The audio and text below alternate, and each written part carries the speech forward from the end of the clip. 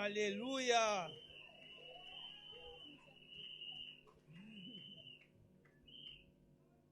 Amen. Amen, amen, amen, amen. Amen. Waouh. En plus, Amen. regardez comment le soleil s'est dégagé. Waouh, waouh, waouh, waouh, waouh. Ah, maintenant, on va juste s'asseoir un tout petit peu. On va prendre une superbe nourriture maintenant. Alléluia. Alléluia. Je vais demander à tous les enfants d'arrêter de jouer sur les châteaux gonflables. Je vais demander aux amis de la cuisine d'arrêter un peu tout.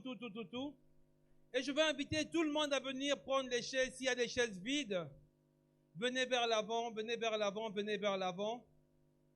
On va passer un temps dans la parole de Dieu. Alléluia. On va tourner nos cœurs vers le Seigneur. Regardez, on a des nuages toute la journée quand c'est la parole, le soleil vient.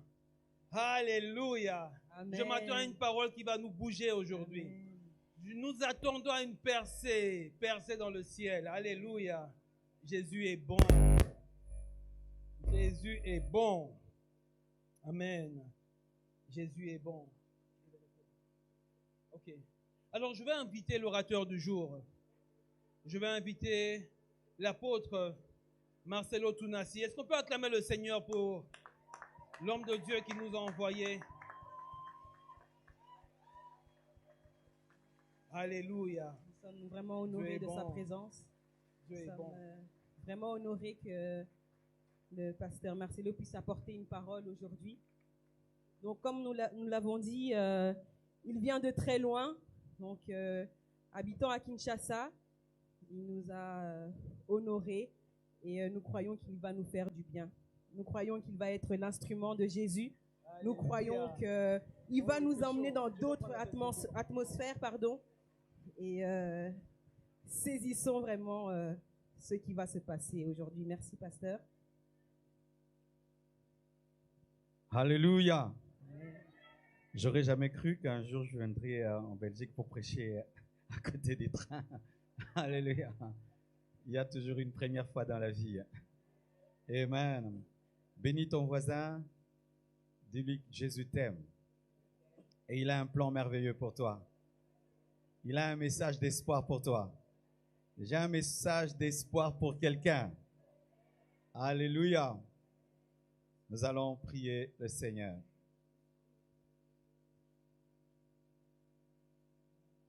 Alléluia.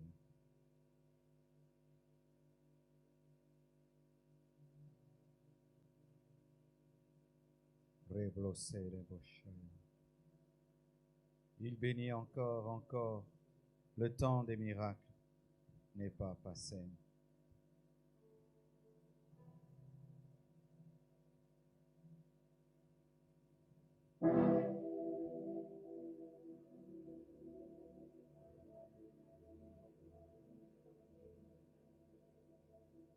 Il agit encore.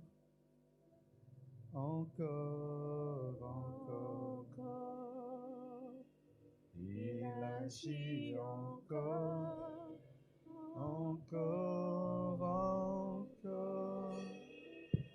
Il agit encore.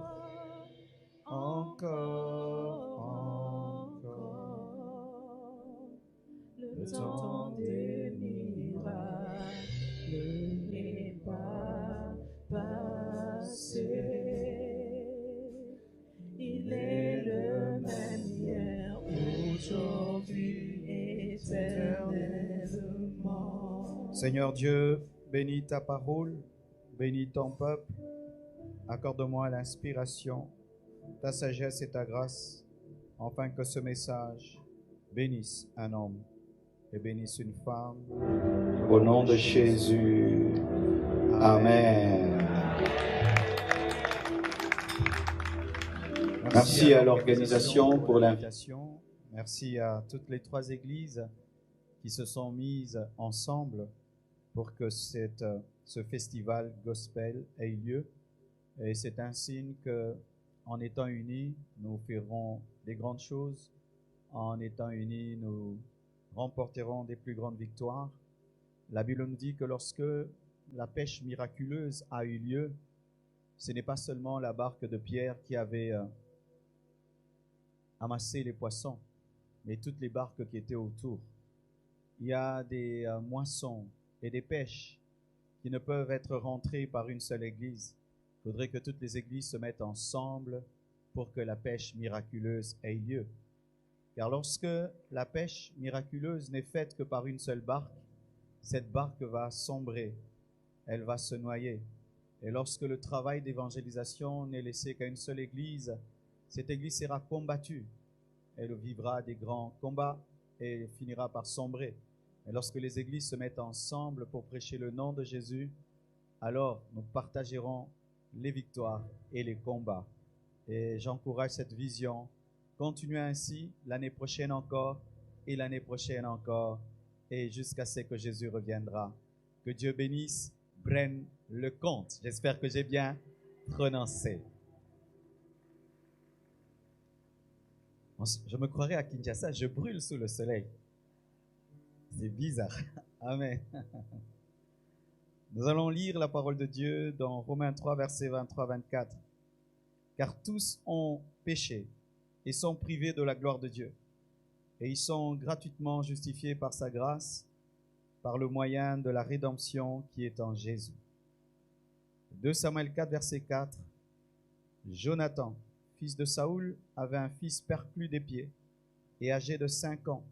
Lorsqu'il arriva à Jezreel, la nouvelle de la mort de Saoul et de Jonathan, sa nourrice le prit et s'enfuit. Et comme elle précipitait sa fuite, il tomba et resta boiteux.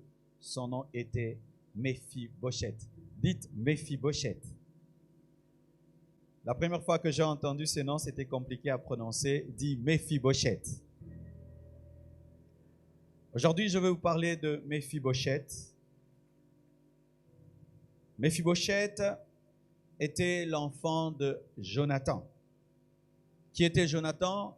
Jonathan était le prince, le fils de Saoul. Qui était Saoul? Saoul, c'était le premier roi d'Israël. Israël, pendant un temps, était dirigé par ce qu'on appelle la théocratie. C'est-à-dire c'était Dieu qui était le roi. Israël avait un roi invisible, un roi qui ne voyait pas. Et un jour, Israël s'est fatigué d'avoir un roi invisible. Israël voulait un roi comme tous les autres. Il a réclamé un roi physique. Il s'est plaint devant le prophète Samuel. Et Samuel l'a présenté devant Dieu. Et Dieu lui a dit, laisse-les faire. Je vais leur donner un roi, mais ce roi va les maltraiter. C'est alors que le choix a été fait et Saoul est devenu le premier roi d'Israël. C'était un roi charnel, profane. C'était un roi qui n'écoutait pas Dieu. Mais il avait un fils merveilleux qui s'appelait Jonathan. Le roi Saoul finit par pécher contre Dieu et Dieu décida de le remplacer et de placer David à sa place. Mais pas directement. L'onction royale était sur David et le trône était tenu par Saoul. Saoul était sur le trône et David avait l'onction sans trône. Et Saoul a commencé à persécuter David parce que David remportait des victoires. David a vaincu Goliath. David, lorsqu'il remportait des victoires, les femmes chantaient. David a gagné 10 000, Saoul 1000. Pris de jalousie, Saoul a commencé à persécuter David. Il avait même décidé de le tuer.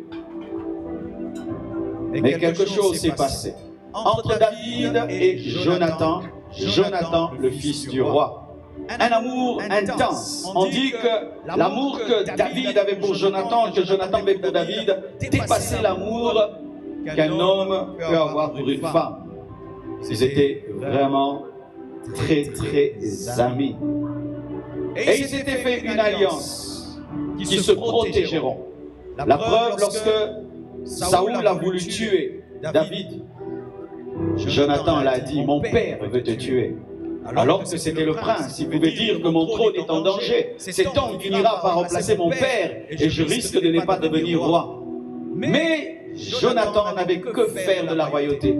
Son amour pour David était plus fort que le trône. Mais il avait un problème. À la fois il aimait David, à la fois il aimait Saoul. Il était dans cette compromission, l'amour pour papa et l'amour pour sa destinée. Sa destinée l'appelait à être avec David, mais son cœur, son sang le réclamait à être avec Saoul. Mais tu sais, lorsque tu vis avec un homme désobéissant et lorsque tu laisses un leader désobéissant te diriger, alors les conséquences de ses actions tomberont sur toi. Un jour, ils sont allés en guerre et là, la guerre était tellement féroce. Et Saoul a vu qu'il allait être pris comme prisonnier. Il a préféré mourir, il s'est suicidé et Jonathan aussi est mort. Lorsque plutôt Jonathan meurt et Saoul meurt, la nouvelle se répand en Israël. Et il y a une femme qui était la nounou d'un bébé. Elle prenait soin d'un bébé qui s'appelait Méphibosheth. Méphibosheth était le fils de Jonathan. Et tu sais, le père est mort et le grand-père est mort. C'est la fin de votre royaume, donc vous serez tués. Elle prit cet enfant, elle courut. Et dans sa fuite, elle fit tomber le bébé Méphibosheth. Et Méphibosheth est tombé sur ses pieds et il est devenu perclus, paralysé, des 2 pieds paralysés. Mais Méphibosheth veut dire ceci. Le premier nom qu'il avait, c'était Péribal, qui veut dire le Seigneur combat. Parce qu'en ce temps-là, en Israël, on appelait Baal Seigneur. Et des fois, on attribuait à Dieu le nom de Baal. Mais lorsqu'il y a eu de l'idolâtrie autour du nom de Baal, on a cessé de dire Baal lorsqu'on parlait de Dieu. Et on a changé son nom en Méphibosheth. Méphibosheth qui veut dire la honte est détruite. Tu t'imagines, il porte un nom glorieux. Le Seigneur combat. Il porte un nom glorieux. La fin de la honte, mais il est paralysé. Et lorsqu'il devient paralysé, on va le cacher à Lodébar.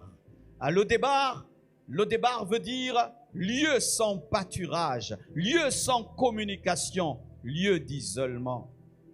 Fils de prince, appelé Dieu combat. Fils de prince, appelé, sorti de la honte, mais vivant dans la honte, vivant à Lodébar, sans communication, rejeté, abandonné, sans pâturage, loin de sa destinée. La prophétie sur sa vie, le plan sur sa vie, c'est la grandeur. Le plan sur sa vie, c'est que Dieu lui donne la victoire. Le plan sur sa vie, c'est qu'il vive loin de la honte. Mais il y a une contradiction, un paradoxe, une contradiction. Il est en train d'être le contraire de son nom. Paralysé, humilié, rejeté, appauvri, sans gloire et sans trône. Et il y fit beaucoup d'années. Car la Bible nous dit que David l'a cherché lorsqu'il est devenu roi. Et lorsqu'on fait des calculs, je crois que Méphibosheth a rencontré David entre 20 ans et 25 ans. Donc, 15 ans de souffrance, 20 ans de souffrance, où chaque fois qu'on l'appelle Méphibosheth, c'est une contradiction. Parce que le lieu où il se trouve, Lodébar, est une contradiction avec son nom. Chaque fois qu'on l'appelle Méphibosheth et qu'il est à Lodébar, c'est une contradiction avec sa royauté. Pendant 2 ans, pendant 3 ans, pendant 10 ans, pendant 15 ans, à 25 ans. David, un homme rempli de reconnaissance, un homme loyal, un homme qui, lorsqu'il donne sa parole, l'accomplit. Jonathan n'est plus là. Jonathan est mort, mais il se souvient de la promesse qu'il avait faite. Et il arrive, il est maintenant le roi, celui qui a tout le pouvoir. Il est maintenant le roi, celui qui a toute la puissance. Il peut tuer, il peut donner la vie, mais il se souvient qu'il a fait une promesse. Il dit, est-ce qu'il n'y a pas un descendant de Saoul? Est-ce qu'il n'y a pas un descendant de Jonathan? Afin que je lui fasse du bien. Est-ce qu'il y a quelqu'un qui peut profiter de la promesse que j'ai faite à un mort? Est-ce qu'il y a quelqu'un qui peut entrer dans la promesse que j'ai faite à un mort. On dit qu'il n'y a qu'un seul là. Mais il n'est pas là. Il a le départ. Là où il n'y a pas de pâturage. Là où il n'y a rien du tout. C'est le fils de Jonathan, ton ami. Mais il est perclus. C'est alors qu'on va chercher des chevaux, des cavaliers, des princes, des hommes forts vont chercher Méphibosheth. Et je pense que lorsqu'on l'a cherché, il a dit, on va me tuer. Le roi est en train d'exterminer toute la postérité de Saoul. Je vais mourir. Mais au lieu que ce soit la mort qui frappe à sa porte, c'est l'honneur, c'est l'élévation, c'est la grâce, c'est la faveur. La Bible nous dit qu'on a pris Méphibosheth, on l'a fait quitter Lo-débar. Et David lui a dit, désormais tu mangeras avec moi, même si tu es perdu, même si ça fait des années que tu te retrouves à Lo-débar. Je change ta vie. Pourquoi? À cause de ce que j'ai dit à Jonathan. Oh, donne-moi l'amen. Oh, j'aimerais donner un message d'espoir à quelqu'un. Ta situation finira par prendre fin. Même si ça fait 10 ans, même si ça fait 3 ans, même si ça fait 20 ans, même si tu te retrouves dans l'isolement, même si tu es exilé, même si tu es pauvre, même si tout est difficile, même si tout est compliqué. Ici, il y a plus que David. Il y a Jésus-Christ de Nazareth. Ici, il y a plus que David. Il y a Jésus-Christ de Nazareth qui est capable de se souvenir de toi et d'accomplir la promesse qu'il t'a faite. Même si c'est dur, ne te suicide pas. Même si c'est dur, ne lâche pas. Même si c'est dur, n'abandonne pas. Même si c'est dur, ne dis pas que Dieu t'a abandonné. Ne dis pas que Dieu t'a lâché. Même si c'est dur, un jour la vie te sourira et Dieu accomplira sa parole. Donne-moi un amen. Oh, j'aime Dieu. Il est le Dieu qui se souvient des oubliés. Il est le Dieu qui ramasse dans la poubelle et qui élève et qui fait asseoir avec les grands. Il est le Dieu qui accomplit sa promesse même lorsque tu l'as oublié. Il est le Dieu qui va lire les cahiers de tes prophéties et il l'accomplit. Il est le Dieu qui change la parole en chair. Il est le Dieu vivant. Lorsqu'il dit une chose, la chose arrive. La chose s'accomplit. Alléluia. Méphibosheth, on le lave, on le coiffe, on l'habille et il se retrouve en train de manger avec le roi. Mais après des années, le fils de David, Absalom, tombe dans la rébellion et chasse son père du trône. Et David doit fuir. Et lorsqu'il s'enfuit, le serviteur de Méphibosheth, Tsiba, vient avec de la nourriture. Et David lui pose une question. Où est Méphibosheth? Où est ton chef? Et il dit, il est resté à Jérusalem parce qu'il attend que Dieu puisse lui donner le trône. Donc il a dit que Méphibosheth était déloyal. Malgré tout ce que David avait fait pour lui, il était déloyal. Et David a dit, je te donne tout ce qui était à Méphibosheth. Il est déshérité. Et David s'en va.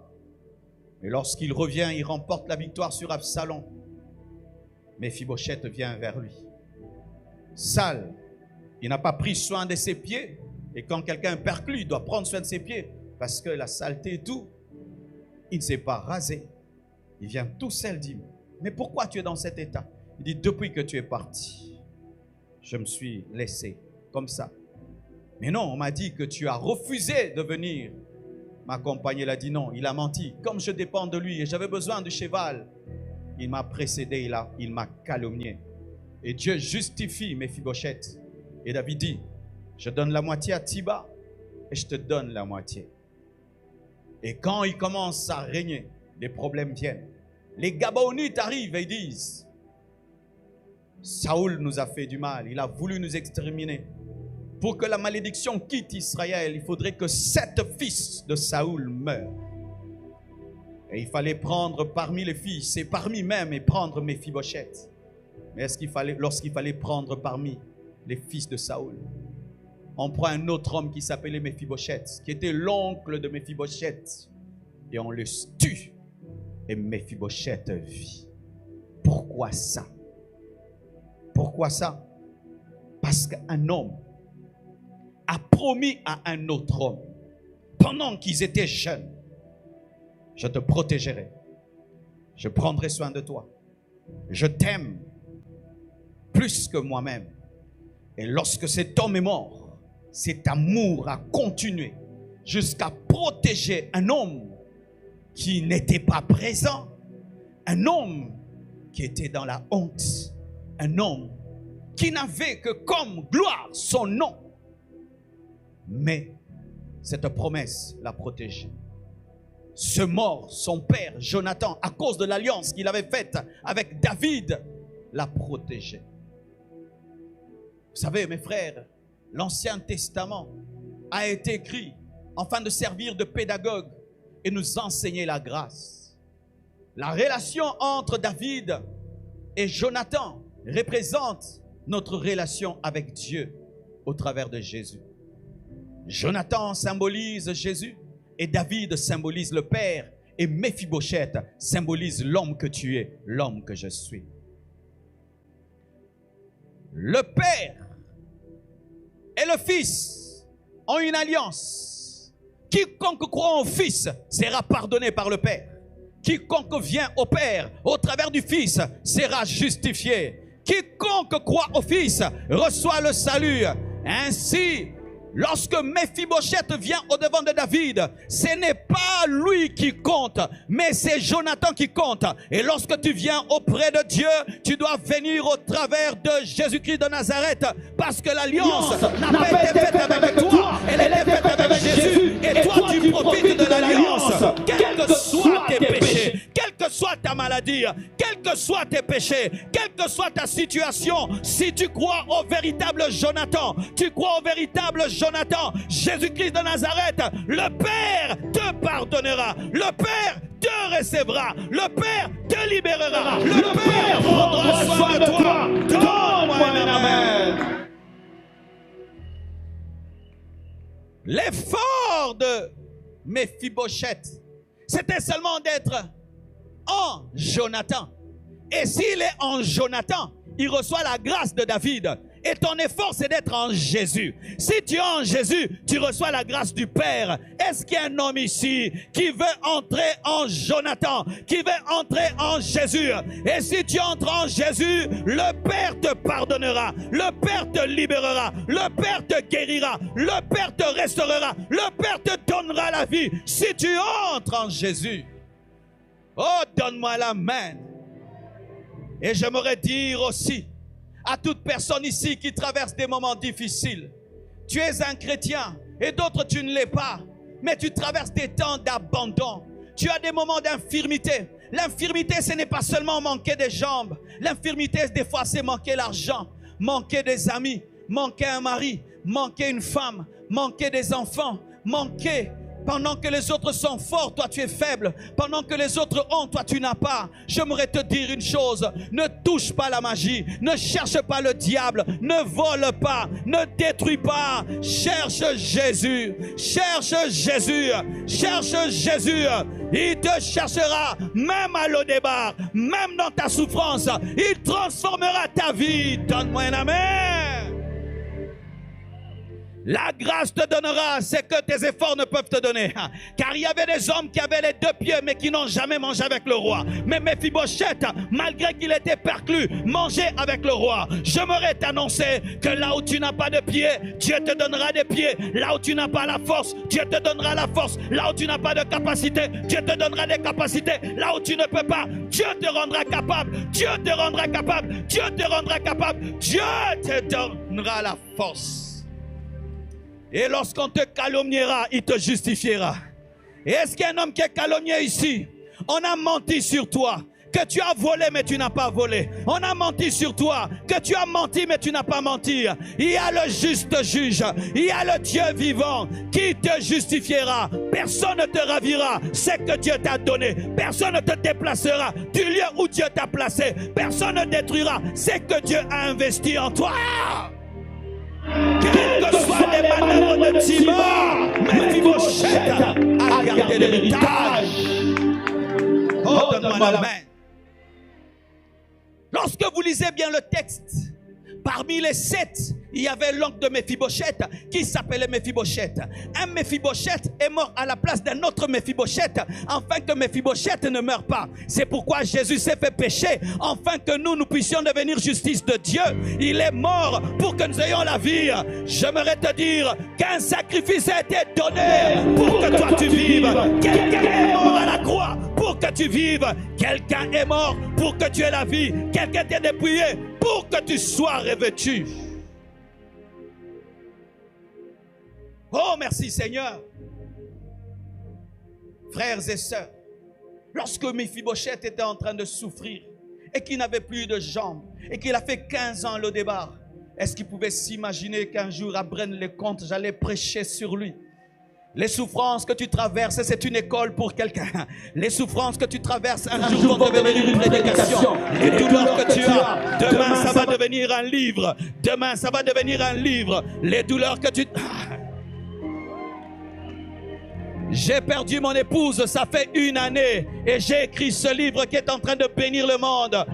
Lorsque Dieu te fait traverser la mer rouge va devenir un tapis rouge.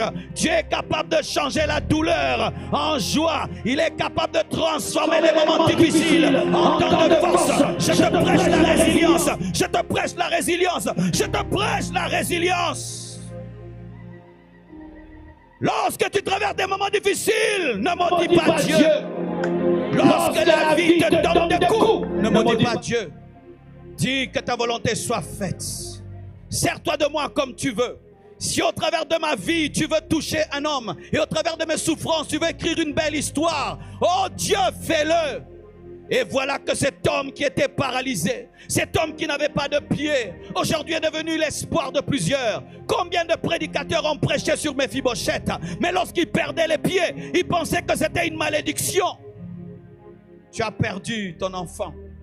Tu as perdu ta femme, tu as perdu ton mari, tu as perdu tes enfants, tu as perdu tes amis, tu as perdu tes relations, tu as perdu ton travail et tu penses te suicider. Le suicide n'est pas la solution, c'est Jésus qui est la solution. Viens à lui, il a un plan merveilleux et au travers de ton feu, il prépare un message. Au travers de ta douleur, il prépare un message. Ne perds pas courage, ne perds pas la foi, tiens bon.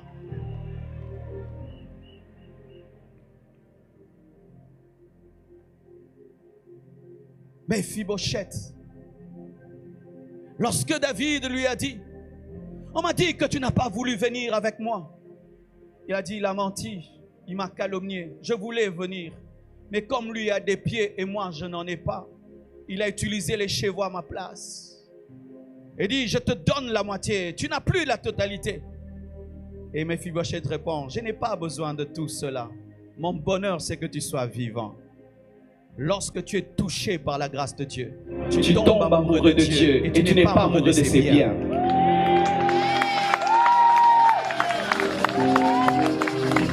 Tu n'aimes pas les voitures, tu n'aimes pas les maisons, tu n'aimes pas l'argent, tu aimes Dieu. Et même si Dieu te donne tout, tu n'es pas dans le tout, tu es en lui. Oh, je vous demande d'aimer Dieu sans vous servir de lui. D'aimer Dieu lorsque même il vous prend tout, d'aimer Dieu lorsqu'il ne donne rien, d'aimer Dieu lorsque même il ne fait rien. Méphibosheth est sorti de Lo-Débar. Méphibosheth a commencé à manger avec le roi, mais n'était pas attaché au trône, il n'était pas attaché à la table, il n'était pas attaché au vin, il n'était pas attaché au bœuf, il était attaché à David. Sois attaché à Dieu. Aime-le de tout en tout. Qui te donne ou qui ne te donne pas. Qui t'élève ou qui ne t'élève pas. C'est ce qui m'a donné la force dans les moments difficiles. Je l'ai toujours aimé pour rien. Et quand il peut prendre, qu'il prenne. Quand il veut donner, qu'il donne. Mais ce qui me suffit, c'est lui-même. C'est lui. Et vous savez, nous sommes venus ici pour un festival gospel. C'est-à-dire nous sommes venus l'adorer. Nous sommes venus le chanter. Alors ne le chantez pas par formalisme. Ne le chantez pas que dans vos corps. Que vos cœurs l'adorent. Que vos cœurs le chantent. Ne sois pas là seulement pour prendre des photos, pour filmer, pour manger, pour causer. Ça fait fun, ça fait bien. Non, on n'a pas organisé ça pour ça. On a organisé ça pour ton âme, pour ton cœur, pour ta vie. Pour que tu tombes amoureux de Jésus-Christ de Nazareth et que tu l'aimes de tout ton cœur. Et alors que nous allons fermer nos clics et nos claques, enlever les baffles et les musiques, une musique va continuer dans ton cœur. La musique de l'amour, la musique de l'intimité, la musique de la communion. Et lorsque tu traverseras de mauvais temps, il y aura un festival gospel dans ta chambre. Il y aura un festival gospel dans ta voiture. Il y aura un festival gospel dans ta douche. Qui chante dans sa douche ici? Qui chante dans sa douche? Moi j'aime chanter dans ma douche. J'aime trop chanter dans... Il y a beaucoup d'onction dans la douche. Ramenez ce festival dans vos vies, dans vos maisons, dans vos chambres, dans vos écoles, dans vos universités. Soyez remplis de joie. Même si tu te réveilles, tu n'as rien, chante une chanson. Même si c'est dur au travail, chante une chanson. Même si les hommes te blessent, chante une chanson. Deviens un festival ambulant. Il a dit à David, ce qui est important pour moi, c'est toi. Ce n'est pas ce que tu m'as donné, c'est toi. À force de manger avec toi, j'ai aimé tes yeux. À force de manger avec toi, j'ai aimé ta voix. À force de manger avec toi, j'ai aimé ton parfum. À force de manger avec toi, je comprends pourquoi mon père t'a aimé. C'est toi que j'ai toujours aimé. Et si tu me prends tout, mais toi tu restes dans ma vie, je suis toujours riche parce que c'est toi que j'ai toujours aimé. Lorsque tu atteins ce niveau avec Dieu, il te donnera tout. Lorsque tu atteins ce niveau avec Dieu, il n'aura pas peur de te donner quoi que ce soit parce qu'il sait qu'il sera toujours le premier dans ta vie. C'est comme ça que Méphibosheth n'a jamais eu de problème. Parce que c'était un homme qui n'avait pas de pied mais qui avait un cœur. Qui avait un cœur. Malheureusement aujourd'hui, que nous sommes beaux. Aujourd'hui, que nous sommes frais. Aujourd'hui, les hommes modernes, qu'ils sont classe. Regardez comment vous tous, vous êtes beaux. Mais sachez que la vraie beauté n'est pas extérieure. La vraie beauté est intérieure. La vraie beauté, c'est la paix. La vraie beauté, c'est la joie. La vraie beauté, c'est le bonheur. La vraie beauté, c'est le pardon. La vraie beauté, c'est le pardon de Dieu. La vraie beauté, c'est la communion avec Dieu. La vraie beauté, c'est la relation avec Dieu. Et aujourd'hui, j'invite à Méphibosheth. Même moi, j'en suis un. Viens auprès du vrai Jonathan. Viens auprès de Jésus aujourd'hui. Il va te pardonner. Il va te laver. Et si tu traverses des moments de solitude, d'abandon, de rejet, il va devenir ton ami dans tes ténèbres. Et je t'assure, plus jamais tu seras seul. Car il est l'ami qui dort, qui se réveille avec toi et qui t'accompagne en tout lieu. Méphibosheth, Jésus t'aime. Méphibosheth, viens à lui. Que Dieu vous bénisse abondamment. J'invite devant quiconque était touché par ce message. Tu as besoin de la grâce de Dieu. Viens ici. Nous allons prier ensemble. Viens, nous allons prier. Tu étais touché par cette parole. Tu as senti que c'est à toi que je parlais. Viens ici. Nous allons prier ensemble. Chacun de nous est un Méphibosheth dans un domaine. Mais quel que soit le domaine dans lequel tu es perclus, il y a une solution ici. Et même toi qui me suis sur Internet, j'aimerais te dire que Jésus-Christ t'aime. Et si tu as entendu ce message, sache qu'il veut te changer. Il veut te transformer. Oh, merci Seigneur. Il arrive des fois dans la vie où tu vois que ta vie est une contradiction. Ce que tu as comme projet, rêve et ta réalité, tout est une contradiction. Je te prie de ne pas lâcher prise. Je te prie de ne pas perdre espoir. Méphibosheth, pendant 5 ans, pouvait dire Dieu m'a abandonné. 7 ans, Dieu ne me connaît pas. Mais il ne savait pas que Dieu cherchait à placer un roi sur le trône pour lui. Il y a quelqu'un qui sera béni pour toi. Il y a quelqu'un qui va entrer dans sa destinée pour te faire entrer dans la tienne. Parce que Dieu se sert des plans pour un plan, des destinées pour une destinée. Et des fois, tu penses qu'il t'a oublié alors qu'il n'a pas fini d'arranger. Et quand David est devenu roi, alors il est sorti de Lo-Débar. Alors des fois, il faut seulement prier pour David. plus vite il arrive, plus vite tu sors de le débat. Tellement de leçons dans ce message que je vous prie d'aller méditer même à la maison et d'approfondir. Vous vous rendrez compte que souvent, la vie nous a jetés, la vie nous a cassés, les amis nous ont jetés, les amis nous ont cassés. Des fois même, c'est la famille qui te jette et qui te casse. La société qui te jette et qui te casse. Et qui te jette dans une poubelle. Mais là-bas, Dieu te voit, Dieu te connaît et Dieu t'aime. Prions le Seigneur. Agenouillons-nous devant Dieu. Seigneur, j'ai apporté cette parole que tu as déposée dans mon cœur pour un homme, pour une femme qui devait venir ici. Je demande que ce message le poursuive, lui donne l'espoir, le salut, la paix, la joie, la réconciliation, un renouveau, une force nouvelle qui ne provient que de toi. Peux-tu prier avec moi? Dis Seigneur Jésus, je suis comme Méphibosheth, cassé par la vie, cassé par le diable, cassé par le péché. Mais je te prie de venir m'aider. Sors-moi de l'Odébar, car j'ai fait alliance avec toi. Toi, mon véritable Jonathan. Pardonne mes péchés. Entre dans ma vie, règne dans ma vie, dirige ma vie. Que ce pourquoi j'existe vienne à la réalité. Que ce pourquoi tu m'as créé vienne à la réalité. Je te confesse de ma bouche comme mon Seigneur et mon Sauveur.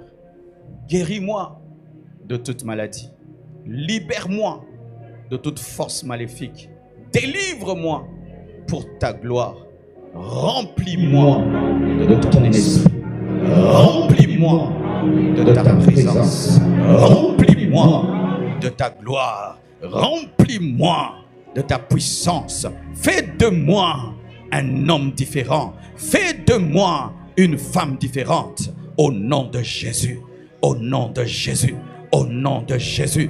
Au nom de Jésus. Au nom de Jésus. Au nom de Jésus. Au nom de Jésus. Au nom de Jésus. Au nom de Jésus. Au nom de Jésus. Au nom de Jésus. Au nom de Jésus. Au nom de Jésus. Que ta vie change. Que ta vie change. Que ta famille change. Que ton couple change. Que ta destinée change. Reçois la paix. Reçois la joie. Reçois le bonheur. Reçois le pardon. Reçois la grâce. Reçois le salut. Sois changé. Sois transformé. Sois libéré. Au nom de Jésus. Amen. Acclamons le Seigneur. Gloire à Dieu, gloire à Dieu, gloire à Dieu. Je termine en vous présentant quelques livres que j'ai apportés qui sont disponibles derrière. Le livre dont j'ai parlé, 30 clés pour transformer la souffrance en force. Le secret du lieu secret. Principe pour le choix du conjoint, tome 1 et tome 2. 500 paroles de sagesse. Tout est disponible derrière. Que Dieu bénisse. Bon week-end. Merci.